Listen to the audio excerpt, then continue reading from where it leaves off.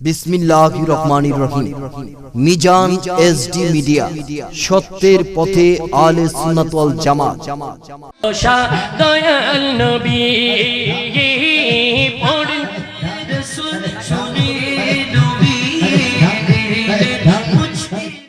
মনে রেখো সুহাতার মুসলমান, জেনে রেখো মনে রেখো ওহে মুসলমান। এই রকম ভাবে সুরে সুরে শিখে ফেললে বলুন আর কোনদিন কি আমরা আরবি 12 মাসের নাম ভুলবো? এ বন্ধু, বর্তমানে আমাদের কাছ থেকে যেই মাসটা অতিবাহিত হচ্ছে আরবিতে, ওই মাসটার নাম হচ্ছে মাহে রজব। নাম কি? এই মাসটার নাম হলো মাহে রজব। রজব মাস সম্পর্কে হাদিস শরীফে আমার নবী বলেছেন রাজাব ও শাহরুল্লাহ, রজব হলো আল্লাহ তাআলার মাস। এরপরে নবী নিজের দিকে ইশারা করে বলতেছেন শাবানু শাহরি ও রমাদানু উম্মতিহি, শাবান হলো আমি নবীর মাস, রমজান হলো আমার উম্মতের মাস। এখন বাজান চিন্তা করেন, প্রত্যেকটা মাস সম্মানিত, প্রত্যেকটা রাত সম্মানিত, এরই মধ্যে কিছু কিছু রাতকে কিছু কিছু মাসকে আল্লাহ তাআলা স্পেশাল ভাবে মর্যাদান্বিত করেছেন। গভীর মনোযোগ মনোযোগ। আরবি 12 মাসের মধ্যে একটা মাস হলো তুলনাবিহীন মর্যাদার অধিকারী। এই মাসের সাথে অন্য কোনো মাসের সম্পর্ক হয় না। এই মাসটার নাম হলো মাহে রমজান। সুবহানাল্লাহ। রমজান মাসের তুলনা অন্য কোনো মাসের সাথে হয় না। তাছাড়া বাকি 11টা মাসের মধ্যে 5টা মাস হলো সম্মানিত মাস। কয়টা? বাকি 11টি মাসের মধ্যে আরো 5টা মাস হলো সম্মানিত মাস। এই সম্মানিত মাসের মধ্যে প্রথম মাসটা হলো মাহে মুহররম, যেই মাসে আশুরা সংগঠিত হয়, যেই মাসে কারবালার জমিনে ইমাম হুসাইন শাহাদাত বরণ করেছেন। এই জন্য মুহররম মাস সম্মানিত মাস। 2 নম্বরে যেই মাসটা সম্মানিত মাস, এই মাসটা হলো মাহে রবিউল আউয়াল, যেই মাসে দয়াল নবীর শুভাগমন হয়েছে। 3 নম্বরে যেই মাসটা সম্মানিত মাস, এই মাসটার নাম হলো মাহে রজব। এই রজব মাসটা সম্মানিত মাসের একটা মাস। এরপরে সম্মানিত মাসটা হচ্ছে যেই মাসটাকে নবী নিজের মাস বলেছেন, শাবান মাস। এরপরে 5ম নম্বরে সম্মানিত মাসটা হলো মাহে জিলহজের মাস, যেই মাসে ইব্রাহিম আলাইহিস সালাম আপন শিশু ইসমাইল আলাইহিস সালামকে কুরবানির মাধ্যমে পৃথিবীর ইতিহাসে যেই বিরল ঘটনাকে অমর করে রেখেছেন, সেই জন্য এই জিলহজ মাসের সম্মান আল্লাহ বৃদ্ধি করে দিয়েছেন। এই 5টা সম্মানিত মাসের মধ্যে একটা মাস আমাদের কাছ থেকে কোন অতিবাহিত হচ্ছে, এই মাসটার নাম হলো মাহে রজব। এই রজব মাস এই কারণে সম্মানিত মাস, এই রজব মাসের মধ্যে এমন একটা রাত আছে বাজান, যেই রাতটাকে বলা হয় লাইলাতুল মেরাজ, ঊর্ধ্বগমনের রাত। এই মেরাজটা হয়েছিল যাকে আল্লাহ হাবিবুল্লাহ বলে ডেকেছিলেন, ঠিক না বেঠিক? তিনি আর কেউ না, ইনি সমস্ত নবীগণের নবী, তিনি আমাদের নবী, আল্লাহর হাবিব, রহমাতাল লিল আলামিন। ওই নবীর সম্মানে আল্লাহ রাব্বুল আলামিন ফেরেশতা জিবরাইলের মাধ্যমে ইনভাইট পাঠিয়েছিলেন এবং আসমানের সমস্ত ফেরেশতাদের মাধ্যমে আল্লাহ তাআলা গোটা জগৎকে সুসজ্জিত করেছিলেন। জোরে কন্যা সুবহানাল্লাহ। যেমন আজকে আপনারা প্রধান বক্তাকে দাওয়াত করেছেন, প্রধান অতিথিকে দাওয়াত করেছেন, বিশেষ বক্তাদেরকে দাওয়াত করেছেন। আপনারা যারা দাওয়াত করেছেন আপনারা হলেন মেজবান, আমরা যারা এসেছি আমরা হলাম মেহমান। এই মেহমানদের সম্মানে মেজবানরা প্যান্ডেল সাজাইছেন, লাইটিং করেছেন, আলোক সজ্জা করেছেন, এত সুন্দর মরিচা বাতিগুলা দিয়েছেন, ঝিল ঝিল ঝিল করতেছে। আপনারা বলুন এই আয়োজন কি প্রতিদিন হয়? বৎসরে একদিন। এও মেহমানদের সম্মানে, ঠিক কিনা কম? আল্লাহ রাব্বুল আলামিন রজব মাসের 26 তারিখ দিবাগত রাত 27 এর রজনীতে ফেরেশতাদের মাধ্যমে গোটা জগৎকে সুসজ্জিত করেছিলেন। শুধু দুনিয়া নয়, গোটা জগৎকে আমার আল্লাহ সুসজ্জিত করেছিলেন। ওই দিনের মেজবান ছিলেন আল্লাহ, মেহমান ছিলেন আমার নবীজি। এই জন্য কবি বলেছেন আমরা বড়ই ভাগ্যবান, মোদের রাসূল আল্লাহর মেহমান। আহাই আমরা বড়ই ভাগ্যবান, মোদের রাসূল আল্লাহর মেহমান। কথা বলেন ঠিক কিনা? মেহমান তো মেহমানই, ওই মেহমানকে আল্লাহ তাআলা এত ইজ্জত দিয়েছেন, এত সম্মান দিয়েছেন। এই সম্মান বৃদ্ধি করতে যাইয়া সূরা বাকারার 253 নম্বর নম্বর আয়াতে পাকে আল্লাহ ঘোষণা দিয়ে বলেন, বিসমিল্লাহির রহমানির রহিম,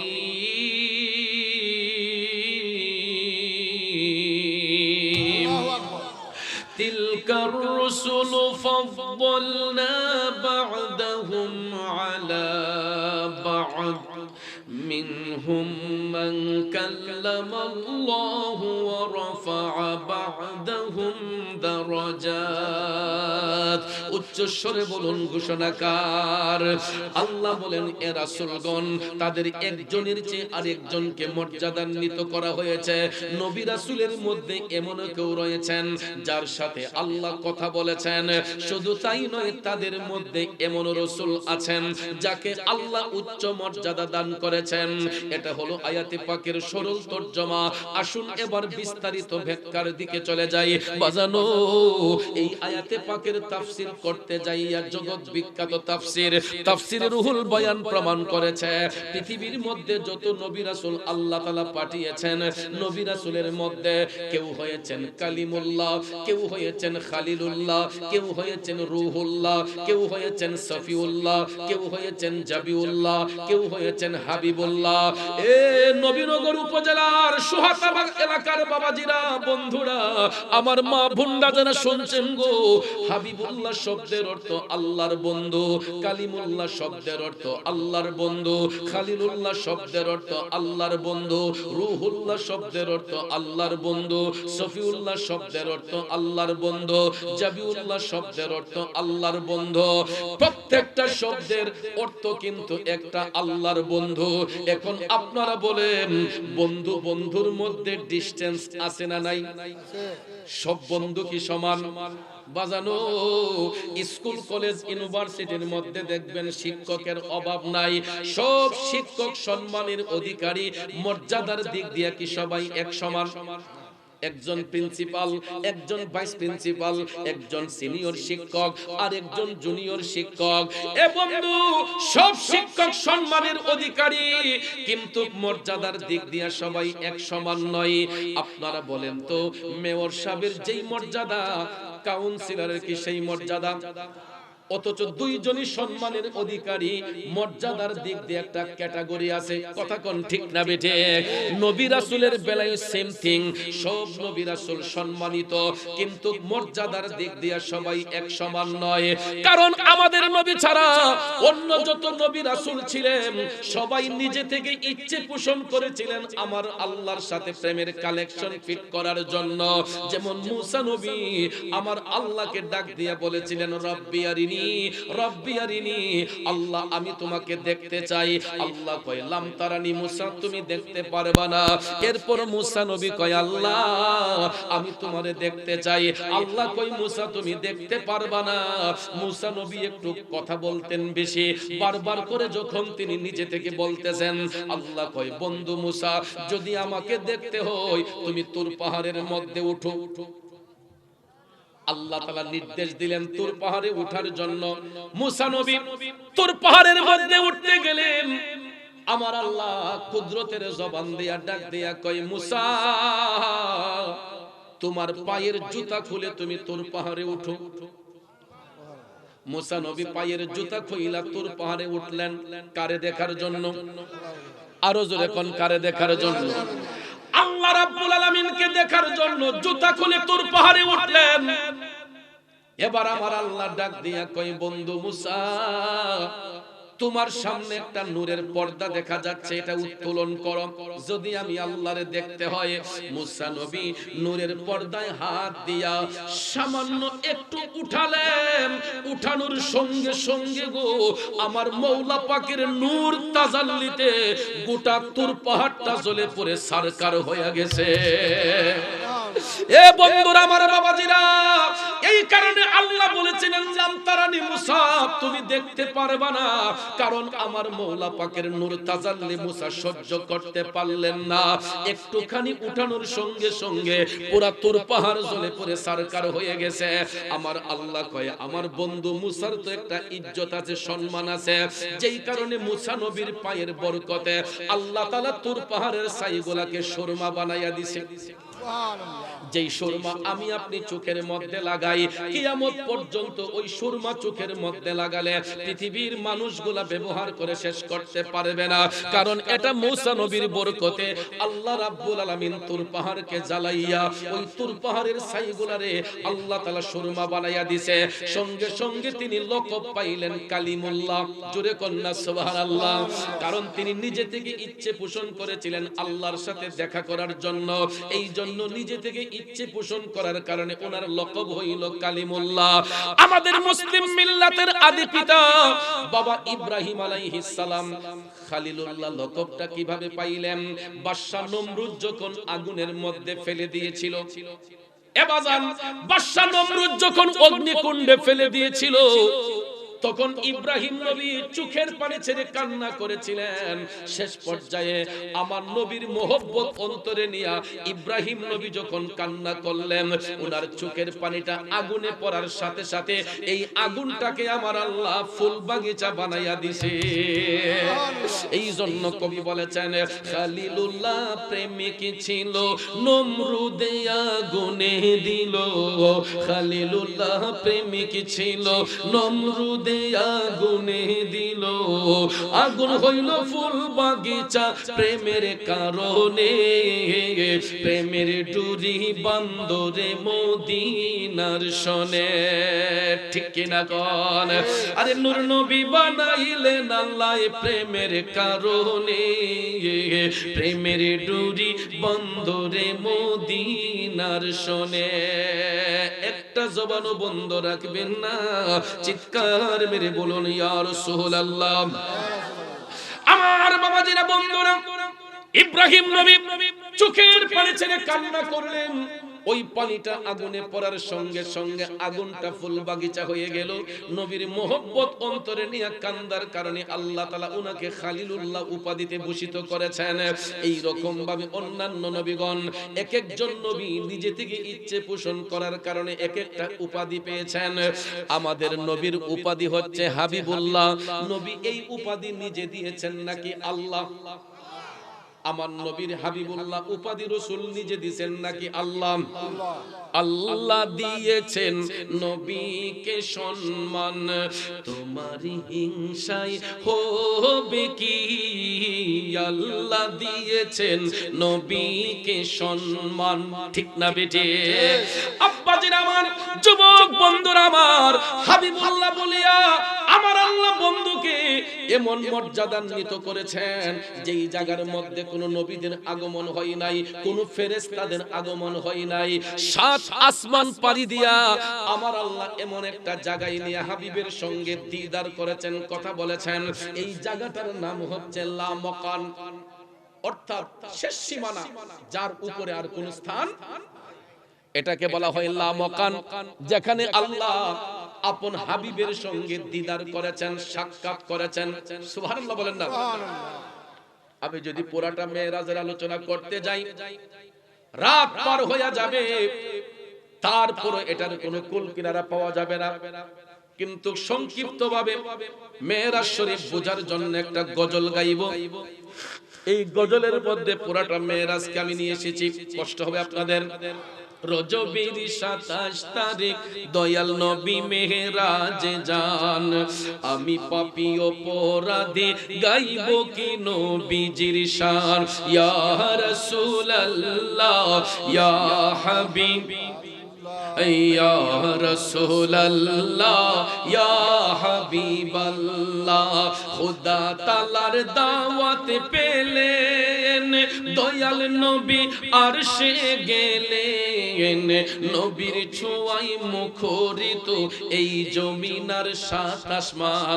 নবীর ছোঁয়ায় মুখরিত এই জমিনার সাত আসমান। আমি পাপী অপরাধী গাইব কি নবীজির শান। ইয়া রাসূলুল্লাহ বলুন ইয়া রাসূলুল্লাহ ইয়া রাসূলুল্লাহ। জিবরাইল হলেন খাদিম, যাবেন নবী আরশে আজিম, জিবরাইল হলেন খাদিম। যাবেন নবী আরশে আজিম, দুলহা সেজে দয়াল নবী বোরাকেতে পা ওঠান। দুলহা সেজে দয়াল নবী বোরাকেতে পা ওঠান। আমি পাপী অপরাধী গাইব কি নবীজির শান। ইয়া রাসূলুল্লাহ ইয়া হাবিবাল্লাহ ইয়া রাসূলুল্লাহ। মসজিদুল আকসাতে গিয়া দেখেন নবী কুল আম্বিয়া। মসজিদুল আকসাতে গিয়া দেখেন নবী কুল আম্বিয়া। ইমাম হয়ে নূর নবীজি 2 রাকাত নামাজ পড়ান। ইমাম হয়ে নূর নবীজি 2 রাকাত নামাজ পড়ান। আমি পাপী অপরাধী গাইব কি নবীজির শান। ইয়া রাসূলুল্লাহ ইয়া হাবিব, বলুন ইয়া রাসূলুল্লাহ। 7 আসমান পারি দিয়া সিদরাতুল মুনতাহা গিয়া। রফরফে পা রাখেন নবী জিবরাইল থামিয়া যান। রফরফে পা রাখেন নবী জিবরাইল থামিয়া যান। আমি পাপী অপরাধী গাইব কি নবীজির শান। ইয়া রাসূলুল্লাহ ইয়া হাবিব ইয়া রাসূলুল্লাহ। আরশ আজিম পারি দিয়া খুদা তাআলার কাছে গিয়া। জোরে কন্যা সুবহানাল্লাহ। বন্ধু ও আমার বাবাজিরা, আমার নবী আরশ মুআল্লার কাছাকাছি। এমন সময় আল্লাহ তাআলা ডাক দিয়া কয় উদনু মিন্নি ইয়া হাবিবি। ও বন্ধু আপনি আরেকটু কাছে আসুন, কাছে আসুন। সুবহানাল্লাহ। ভিআইপির কত সম্মান দেখবেন। আমরা যদি দামি দামি টাইলস দিয়া ঘর বানাই, সুন্দর সুন্দর ঘর যখন বানাই, দামি টাইলস যখন ঘরের ভিতর লাগানো হয়, তখন দেখবেন সর্বসাধারণ জুতা নিয়ে প্রবেশ করা নিষেধ। আর দেখতে ঢুকতেও তো নিজের কাছে কেমন লাগে, জুতা নিয়া ধুলবালি লইয়া পরিষ্কার টাইলসের উপর হাঁটতে গেলে নিজের কাছেও কেমন কেমন লাগে। এরপরে দেখবেন যদি ভিআইপি পারসন হয়, যদি এমপি সাহেব, মন্ত্রী সাহেব, মেয়র সাহেব যদি যায়, দেখবেন জুতা খুলতে চাইলো ঘরের মালিক টান দিয়া ঘরে ঢুকাইলা, খোলা লাগবে না। কথা কোন ঠিক না? ঠিক। এটা ভিআইপির সম্মান মর্যাদা। আরে ভাই খোলা লাগবে না, আইফোন নই পরে। কথা কোন ঠিক না? আমার দয়াল নবীজি, আমরা কেমন নবীর উম্মত, ওই নবীর মর্যাদা আল্লাহ কেমনে বাড়িয়েছেন দেখুন ভাইয়েরা। আর সমু আল্লাহর কাছাকাছি আমার নবীজি, যেখানে কোনো ফেরেশতাদের যাওয়া সম্ভব না, কোনো নবীদের যাওয়া সম্ভব না। কারণ সমস্ত নবীগণ সপ্ত আকাশ পর্যন্ত সীমাবদ্ধ। এই জন্য আলা হযরত ইশকে মোহাম্মদ আজিমুল বরকত হাদায়ে বখশিশে লিখেছেন আসমানো হি উপর সব নবী রহগে। আসমানো হি উপর সব নবী रह गई अर्शो आज़म पे पहुंचा हमारा नबी सबसे औला वो आला हमारा नबी सबसे बाला वो आला हमारा नबी। কষ্ট হচ্ছে আমার বাবাজিরা, জগতের বন্ধুরা রে, ও মুরব্বি মুরব্বী বাবা জিরা গো, আমার সম্মানিত মা বোনরা যারা শুনছেন, আলা হযরত লেখেন 1,24,000 মতান্তরে 2,24,000 নবী রাসূল, সপ্ত আকাশ পর্যন্ত সীমাবদ্ধ। 7 আসমানের উপরে অন্য কোন নবীর উঠার পারমিশন নাই। সমস্ত নবীগণের কাঁধের মধ্যে যার কদম মোবারক, তিনি হলেন আমাদের নবী রহমাতাল লিল আলামিন। ওই নবী যখন আরশ মুআল্লার কাছাকাছি, আল্লাহ তাআলা কই উদনু মিন্নি ইয়া হাবিবি, ও বন্ধু আপনি আরেকটু কাছে আসুন। তখন আমার নবীজি পবিত্র জুতা মুবারক খুলিয়া, কি খুলিয়া? নবীজি জুতা মুবারক খুলিয়া মহান আরশ মুআল্লার মধ্যে উঠতে চাইলেন। আল্লাহ তাআলা ডাক দিয়া কয়, প্রাণের হাবিব, ও বন্ধু গো, আপনি জুতা রাইখা কেন আমার আরশের মধ্যে উঠতেছেন? আমার নবী ডাক দিয়া কয়, আল্লাহ, আমি কেমনে আপনার মহান আরশের মধ্যে জুতা নিয়ে উঠে? আপনি না আপনার বন্ধু মূসাকে বলেছিলেন জুতা খুইলা তোর পাহাড়ে ওঠার জন্য। আমি রাসূল কেমনে আপনার মহান আরশে জুতা নিয়ে উঠে? আমার আল্লাহ তাআলা কেমন বক্তব্য দেয় দেখুন। আল্লাহ তাআলা ডাক দিয়া কয়, প্রাণের হাবিব, আমি মূসাকে এই কারণে জুতা খুইলা তোর পাহাড়ে উঠতে বলেছে। মূসা আমি আল্লাহর নূর তাজাল্লি সহ্য করতে পারবে না, যেই কারণে জুতা খুলে তোর পাহাড়ে উঠাইয়া আমি আমার মূসার পায়ের কারণে তোর পাহাড়কে ধন্য করেছে। আর আপনি বন্ধুকে এই জন্য জুতা মুবারক নিয়ে উঠতে বলেছে। হাবিব, আমার মহান আরশ মুআল্লা আপনি বন্ধু নবীর জুতা মুবারকের ধুলির অপেক্ষা করতেছে। আল্লাহ তাআলা ডাক দিয়া কয়, হাবিব, ও বন্ধু গো, আপনার জুতা মুবারকের ধুলি দিয়া আমি আল্লাহর আরশটারে ধন্য করে দেন। দুই হাত তুলে বলুন আল্লাহু আকবার, আরেকটু জোরে বলেন ইয়া রাসূলুল্লাহ। এই জন্য কবি লিখেছেন, আরশ কুরসি যার পায়ের ধুলা মাখিত চাই সারা বেলা। আরশ কুরসি যার পায়ের ধুলা মাখিত চাই সারা বেলা। উম্মতের দরদিয়ে মন আর তো দেখি না, উম্মতের দরদিয়ে মন আর তো দেখি না। ও মুসাফির জিয়ারতে চলো মদিনা, সেথায় আছেন নূর নবীজি দয়ার খাজিনা। ঠিক কিনা কোন? ও ভাই নবী আমার আছেন যেথায় জান্নাতের বাগান তো সেথায়। নবী আমার আছেন যেথায় জান্নাতের বাগান তো সেথায়। সেই বাগানের পরশ পেলে কিছুই চাহি না, সেই বাগানের পরশ পেলে কিছুই চাহি না। ও মুসাফির জিয়ারতে চলো মদিনা, সেথায় আছেন নূর নবীজি দয়ার খাজিনা। একটা জবানও বন্ধ রাখবেন না, চিৎকার মেরে বলি আল্লাহু আকবার।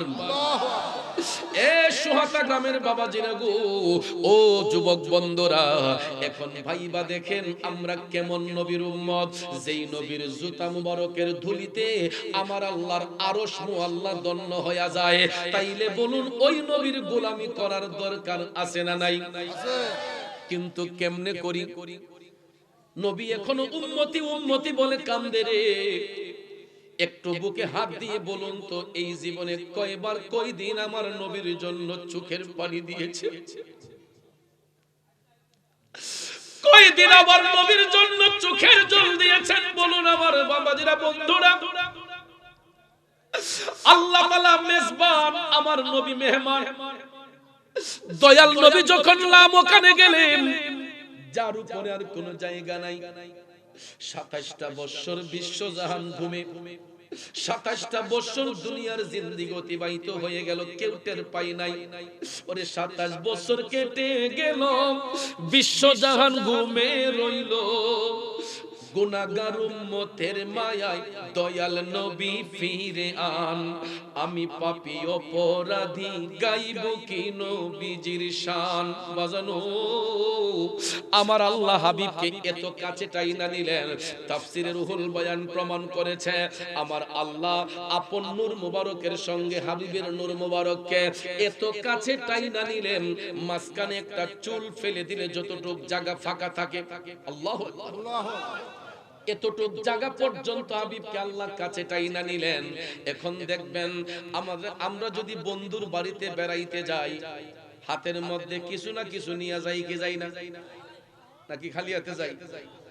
বন্ধু যখন দাওয়াত করে, বন্ধুর বাড়িতে যখন আমরা যাই, হাতের মধ্যে কিছু না কিছু নিয়ে যাই। কথা কোন? আমার নবী আল্লাহর মেহমান, ওই দিনের মেজবান তো আমার আল্লাহ, মেহমান হলেন আমাদের নবীজি।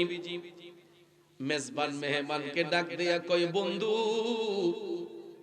বন্ধুর বাড়িতে তো বেড়াইতে আসলে কিছু না কিছু আনতে হয়। আপনাকে দাওয়াত করলাম, আমার জন্য কি আনছেন? বন্ধু বন্ধুর মধ্যে দেখবেন মাঝে মাঝে রসিকতা হয়, হয় না বাজান? আমার আল্লাহ হাবিবকে মহব্বত করে বলতেছেন, বন্ধু বন্ধুর বাড়িতে আসলে তো কিছু না কিছু আনতে হয়, আপনি কি লইছেন?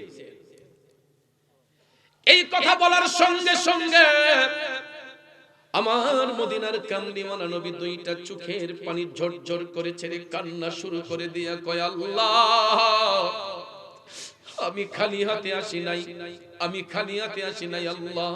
আমার আল্লাহ কই, বন্দুক কি নিয়ে আসছেন, কান্দেন কেন?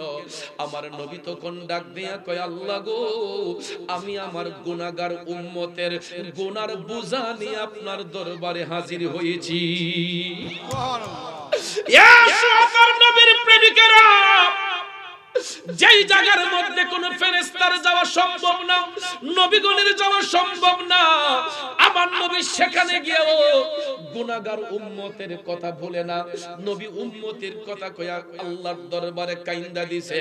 এই জন্য কবি বলতেছেন, নবী কান্দেন মদিনায় আজো উম্মতের মায়ায়, নবী কান্দেন মদিনায় আজো উম্মতের মায়ায়। দুরুদ পড়ে সবাই, দুরুদ পড়ে সবাই, নবীকে সালাম জানাই, কান্দেন নবী মদিনায় আজো উম্মতের মায়ায়, নবী কান্দেন মদিনায় আজো উম্মতের মায়ায়।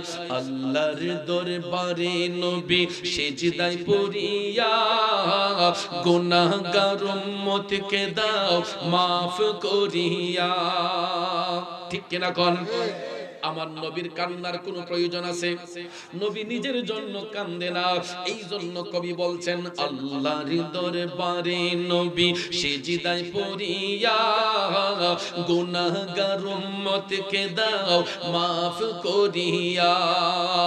রব্বি হাবলি বলে নবী কাঁদেন উম্মতের মায়ায়, রব্বি হাবলি বলে নবী কাঁদেন উম্মতের মায়ায়, নবী কান্দেন মদিনায় আজো উম্মতের মায়ায়, কান্দেন নবী মদিনায় আজো উম্মতের মায়ায়। একটা জবান বন্ধ রাখবেন না গো, চিৎকার মেরে বলি ইয়া রাসূলুল্লাহ। বন্ধুরে ও আমার নবী মেরাজ সফরের মধ্যে যাইয়া লামকান, যার উপরে আর কোনো জায়গা নাই, মালিকের সঙ্গে কথাবার্তা বইলা নবী সেখানে গিয়া উম্মতকে ভুলে না। আমার নবী কান্দা কান্দা কয়, আল্লাহ, আমি আমার গুনাহগার উম্মতের গুনার বোঝা নিয়ে আপনার দরবারে হাজির হয়েছে। আমার আল্লাহ খুশি না বেজার? নবী উম্মতের প্রতি দয়াবান, উম্মতকে রাসূল ভালোবাসে, এই জন্য আমার আল্লাহ খুশি হয়ে গেলেন। এবার দুই বন্ধুর কথোপকথন হলো, শেষ হইল চাওয়া পাওয়া, ওয়ান নাজমি ইযা হাওয়া। নামাজ নিয়ে এলেন নবী উম্মত করতে পরিত্রাণ। সুবহানাল্লাহ। আমার নবীর সফর শেষ, মেরাজ সফরে যাইয়া আমার আল্লাহ পাকের কুদরতি কালামে সৃষ্টি জগতে যতটা জগৎ সমূহ আছে, যত গোপন তথ্য ছিল, আল্লাহ তাআলা হাবিবকে সব কিছু শিখাইয়া জানাইয়া দুনিয়াবাসীকে শিক্ষা দেওয়ার জন্য, উম্মতের গুনার বোঝা হালকা করার জন্য নবী যখন মালিকের দরবার থেকে ফিরে আসবেন, মেরাজ সফর শেষ করে, এবার আল্লাহ কয় বন্ধু, বন্ধুর বাড়ি থেকে বন্ধু যাইলে তো কিছু না কিছু দিয়া দিতে হয়। আমাদের বন্ধু বান্ধব যখন দাওয়াত দেই, যখন নজরানা নিয়ে যায়, আবার বন্ধুর বাড়ি থেকে বন্ধু আসলে দেখবেন, দোস্ত আয়েন একটু মার্কেটে যাই, গিয়া দেখবেন আপনি একটা কাপড় চয়েস করেন, নাইলে নিজে চয়েস কইরা আমরা আমাদের বন্ধু বান্ধবকে আবার সুন্দর করে কাপড় পরাইয়া মেহমানকে বিদায় দিই। কথা কোন ঠিক না ঠিক? আমার আল্লাহ কয় বন্ধুর বাড়ি থেকে বন্ধু তো খালি হাতে যাওয়া ঠিক না, কিছু না কিছু দিয়ে দিতে হয়। আমার নবী তখন মুস্কি হাইসা কয় বন্ধুর কাছ থেকে কি বন্ধু কিছু চাইয়া লয়? সুবহানাল্লাহ কন্না। কত সুন্দর মধুর আলাপন। আমার আল্লাহ তাআলা শেষ টাইমে বললেন, হাবিব গো, আপনি তো আপনার উম্মতকে ভালোবাসেন, ওগো হাবিব, আপনি না আপনার উম্মতের জন্য দেওয়ানা।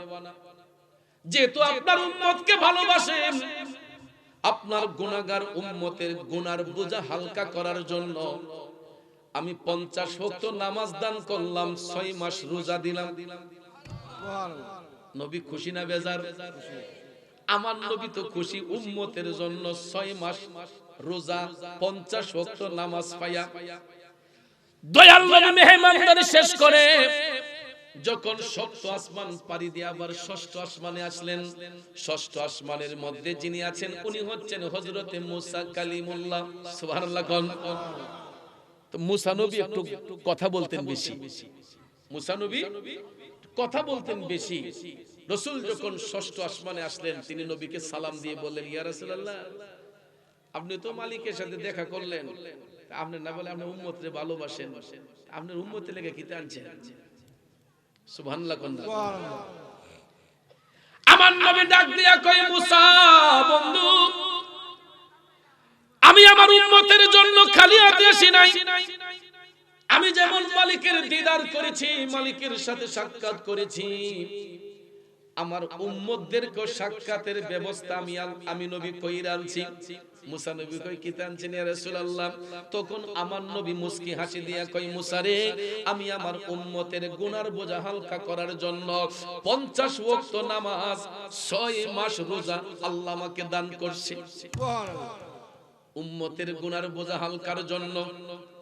মুসা নবী একটু কথা বেশি কয় না, কই, ইয়া রাসূলুল্লাহ, কিছু মনে করেন না, আপনার উম্মত যদি 50 ওয়াক্ত নামাজ পড়ে, 6 মাস একটানা রোজা রাখে, এরা শরীর কোনটা থাকবো নি?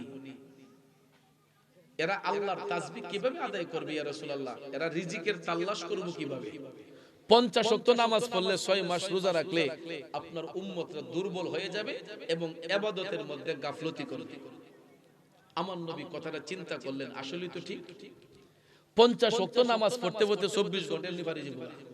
কথা কোন ঠিক না বেঠিক? আর 6 মাস রোজা রাখলে কোন বেটাতে খুঁজে পাওন জীব?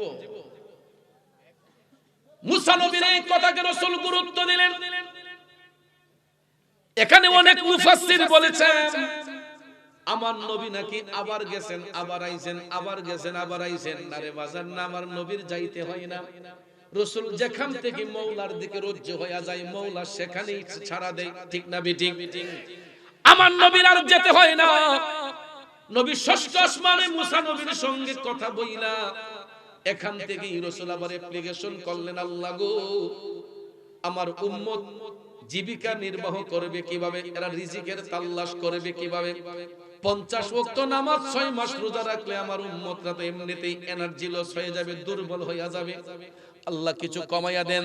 আমার আল্লাহ কমাইয়া দিতে দিতে দিতে 5 ওয়াক্ত নামাজ, 1 মাস রোজা, 5 ওয়াক্ত নামাজ, 1 মাস রোজা নবীর উম্মতের গুনার বোঝা হালকা করার জন্য। সুবহানাল্লাহ কইতেন। সুবহানাল্লাহ। ওই মুসা নবী আবার কয়, ইয়া রাসূলুল্লাহ, আপনার উম্মত তো ইডিও পারতো না, আপনার উম্মতে ইডি পারতো না, দেখেন না আর কতদিন কমানো যায়। আমার নবী ডাক দিয়া কয়, বন্ধু মুসা, আমার উম্মত যদি আমাকে ভালোবাসে, আমার উম্মত যদি আমি নবীকে মোহব্বত করে, তাইলে আমার উম্মতের পক্ষে 5 ওয়াক্ত নামাজ পড়া সম্ভব হবে, 1 মাস রোজা রাখা সম্ভব হবে।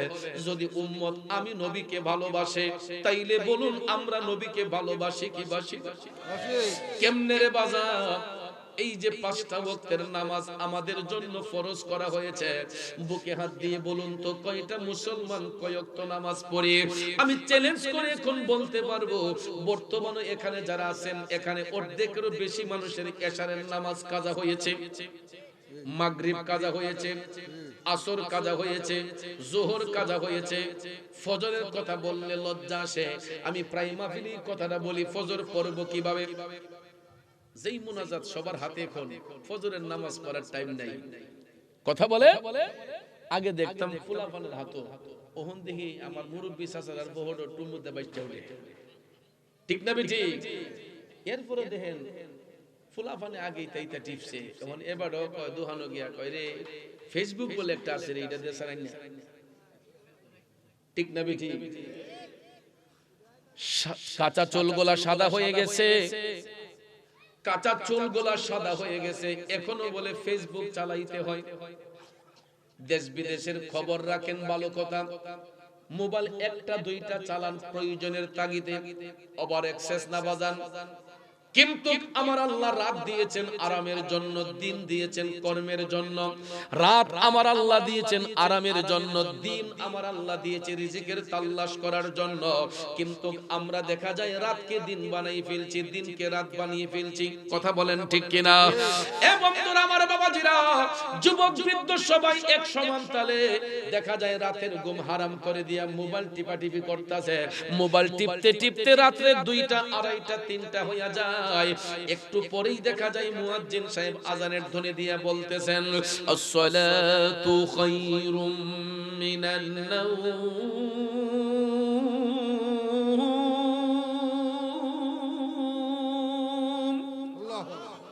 ঘুম থেকে নামাজ ভালো, ঘুম থেকে নামাজ ভালো।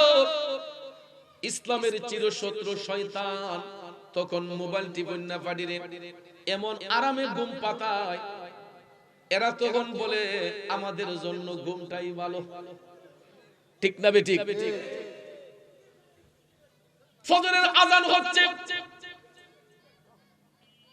ফজরের আযান হচ্ছে, মসজিদের মধ্যে মুসল্লি নাই, কিন্তু বাড়ি ঘরে হাঁটলে দেখা যায় মুসল্লির অভাব নাই। কথা কোন ঠিক না বেঠিক? বাড়ি ঘরে হাঁটলে দেখা যায় মুসল্লির অভাব নাই, কিন্তু ফজরের টাইমে প্রায় সময় মাহফিল থেকে ফেরার পথে মসজিদে ঢুকলে দেখা যায় 1-2 জন ফাওয়ারলেস মুরব্বি, এরা আর কোন চলাফেরার ক্ষমতা নাই, এক পাও কবর এক পাও জমিন, ঠিক নিও বাজান। আবার নামাজ না পড়লে ফুলাবানে শরম দেয়, এই ডরও বেড়াইতে শীতের মাঝে উঠটা মসজিদ কানো কাশতে কাশতে যায়। কথা কোন ঠিক না বেঠিক? নামাজ কি শুধু বৃদ্ধ লোকের জন্য না, যুবক বৃদ্ধ সবার জন্য? সবার জন্য। এ নবীর প্রেমিকেরা, যৌবনের একটা সিজদা, বৃদ্ধকালের 99টা সিজদা, বার্ধক্যের বয়সে আইসা 99টা সিজদা দেন, জোয়ান কালে একটা সিজদার অনেক মূল্য আছে রে বাজান। এই জন্য বৃদ্ধ যদি হয়ে যান, জোয়ান বয়সে ইবাদত কইরা যদি বার্ধক্য চলেও আসে, আমার নবী বলছেন ওই ব্যক্তিরা যদি ইমানদার হয়, মুত্তাকি হয়, আমার নাতি হাসান হুসাইনের মতো জোয়ান হইয়া বেহেশতে প্রবেশ করবে। সুবহানাল্লাহ। কিন্তু দেখা যায় আমাদের দেশের মধ্যে কিছু কিছু চাচারা সন্তানদের শরম পাবে বিদায়, সন্তান লজ্জা দেয় বিদায় মসজিদমুখী হয়। আবার কিছু কিছু চাচা আছে কালো চুলগুলা সাদা হয়ে গেছে, দেখা যায় চায়ের দোকানে বইসা বিড়ি টানতেছে, টেলিভিশন দেখতেছে, ক্রেম বোর্ড মারতেছে। আসেনি বাবা? আমার নবী কামলিওয়ালা বলছেন, হে আমার উম্মতেরা, তোমাদের মাথার কাঁচা চুলগুলা যদি সাদা হইতে থাকে, তোমরা মনে করবা যে তোমাদের মরণ ঘন্টা বাজতেছে। এটা সিগন্যাল। এটা কি সিগন্যাল? দিন গেলে আর দিন পাবে না, দিন গেলে আর দিন পাবে না, ভাটায় যদি লই যৌবন, থাকতে ক্ষুধা প্রেম সুদা, পান করো রে পাগল মন। কথা কোন ঠিক না ঠিক? বাংলা মায়ের কৃতি সন্তান 1971 সালে যারা এই দেশকে স্বাধীন করেছেন, আমার শ্রদ্ধাভাজন বীর মুক্তিযোদ্ধা হাজী গোলাপ খান সাহেব, নামটা কিন্তু আমার হৃদয়ের মধ্যে লেখা। যখন আমাকে প্রথম তিনি এই এলাকার মধ্যে মাহফিলে আনছিলেন, কত সুন্দর এনার্জি ছিল, চলাফেরা করতেন। আজকে দেখেন মাহফিলের সহসভাপতি, একটা চেয়ার স্টেজে বরাদ্দ, এরপরও কই স্টেজের মাঝে উঠতে গেলে শরীর কাঁপে, বসতে গেলে শরীর কাঁপে। বাজান রে, এই লোকগুলা একদিন 5 মাইল 10 মাইল 20 মাইল জায়গা হাঁটছে, শরীরের মধ্যে টেরি পাই নাই। কিন্তু এখন দেখেন নিচ থেকে স্টেজে উঠতে গিয়া শরীরটা কাঁপুনি মারে। এই জন্য স্টেজের মধ্যে বসতে নারাজ। ইদারি কই বার্ধক্য। দিন গেলে আর দিন পাবে না, ভাটায় যদি লই যৌবন, থাকতে ক্ষুধা প্রেম সুদা, পান করো রে পাগল মন। থাকতে ক্ষুধা প্রেম সুদা, পান করো রে পাগল মন। এ বাজার এমন একটা সময় আসবে, আফসোস করবেন, যদি আরেকবার যৌবনটা ফিরে পাইতাম, মালিক তোমারে মজা কইরা ডাকতাম। কিন্তু এই সুযোগ আসেনি। যেই দিন চলে যায় এই দিন আর ফিরে আসবে না। যেই দিনটা চলে যায় ওই দিনটা আর জীবনে কখনো আসবে না। ভবিষ্যতের চিন্তা করিয়া, এই জন্য পায়ে হাত ধরে বলবো, অতীতের চিন্তা বাদ দিয়া ভবিষ্যৎ নিয়ে চিন্তা করেন, সামনের দিনগুলো আমরা কেমন করে কাটাইব। কারণ আমার আল্লাহ সুযোগ রেখেছেন। আল্লাহ কয় লা তাকনাতু মির রাহমাতিল্লাহ, বান্দা তুই পাহাড় পরিমাণ গুনাহ করলেও আমার রহমত থেকে নিরাশ হবি না। আমার কাছে চা, আমি তোদেরকে দিতে প্রস্তুত। আমরা তো চাইতে জানি না, আবার আল্লাহর সাথে অভিযোগ আছে। ওই ডাক্কা কিতা করাম গোস্তা ভাই না, নাউজুবিল্লাহ কোন। এমন অকৃতজ্ঞ মানুষ আসেনি, কই ভোট ডাকছে আল্লাহরে, ডাক্কা কিচ্ছু পাইছি না। নাউজুবিল্লাহ কোন না। এই মিয়ারা দেখেন, ফকির যখন আসে rail station, bus station, CNG station, কুদুর পর পরে সার দেন না, সার দেন না, এই যা আবার সার দেন না। ফকিরে দেখবেন আমরা যখন দমক মারি, এই যা আবার দেন না, সার দেন না। তখন বিরক্ত যখন হয়ে যায়, তখন কই ইচ্ছা যা না দিলে যাইতো না। তখন দেখবেন পহর থেকে কটা টিয়া বার কইরা নাও, যাও। কথা বলেন। আমরা যখন আল্লাহর কুদরতি আদালতের আসামি, আমরা যেহেতু আল্লাহর কুদরতি আদালতের আসামি, অপরাধী, আমরা যদি বারবার কইরা আল্লাহরে কই আল্লাহ তুমি দেও, আল্লাহ তুমি দেও না, দেও না, আল্লাহ তুমি দেও না, আল্লাহ গো আমি গুনাহগার হইলে কি হইব, আমি তো তোমার নবীর উম্মত, আল্লাহ দেও না, বারবার কইরা যখন বলতে থাকবো, একবার আমার আল্লাহ কইবার এটা দিন আসর বান্দা, যদি শেষর বান্দা এটা না দিলে যাইতো না, তখন আল্লাহ কইব যা তোরে দিয়া দিলাম। আরো জোরে কোন না। খোদা তোমায় ডাকতে জানি না, ডাকার মতো ডাকলে খোদাই কেমনে শুনে না। ঠিক কিনা কম বন্ধুরে? একবার, দুইবার, তিনবার, হাজারবার মালিকরে ডাকেন, আমার মালিক কখনো গোলামের প্রতি নারাজ হবে না। আল্লাহ কখনো বান্দার প্রতি অখুশি হয় না। আমরা 99টা অপরাধ কইরা একবার যখন আল্লাহরে আল্লাহ কইয়া ডাক মারি, আমার আল্লাহ খুশি হইয়া যায়। এই জন্য দেখবেন বুজুর্গনে কেরাম, বুজুর্গ ব্যক্তিরা সব সময় তারা চোখের পানি চাইরা কান্দে আর জিকির করে, রহমানুর রহিম নাম তোমার আল্লাহু আল্লাহু আল্লাহ গফুরুর রহিম হু আল্লাহু আল্লাহ জলিল জব্বার হু আল্লাহু। এ বন্ধু, আমার আল্লাহর জিকির করলে মজা লাগে না বেমজা লাগে? মজা না বেমজা? বন্ধুরে, এই কারণে আমার নবী কামলিওয়ালা, নবীর উম্মতের গুনার বোঝা হালকা করার জন্য আমার নবী কয়, মুসা, যদি আমার উম্মতরা আমি নবীরে ভালোবাসে, আমাকে যদি মহব্বত করে, অবশ্যই এরা 5 ওয়াক্তের নামাজ পড়বে, অবশ্যই এরা 1 মাস রোজা রাখবে। তখন নবী এটা উম্মতের জন্য ফরজ করে দিয়েছেন। কিন্তু দেখেন আমার ভাইয়েরা, পূর্বের যুগের নবীগণের জন্য কিন্তু 5 ওয়াক্তের নামাজ পড়া শর্ত ছিল না। পূর্বের যুগের নবীগণের জন্য 5 ওয়াক্ত নামাজ পড়া শর্ত ছিল না। এরপরেও পূর্বের যুগের নবীগণ তারা নামাজ পড়ছেন। এক একজন নবী এক এক ওয়াক্তের নামাজ দিয়া আল্লাহর কাছে শুকরিয়া আদায় করেছেন। সুবহানাল্লাহ।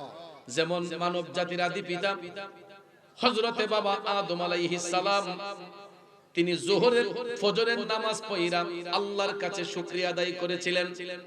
কোন নামাজ? ফজরের নামাজ পড়ে। কেন?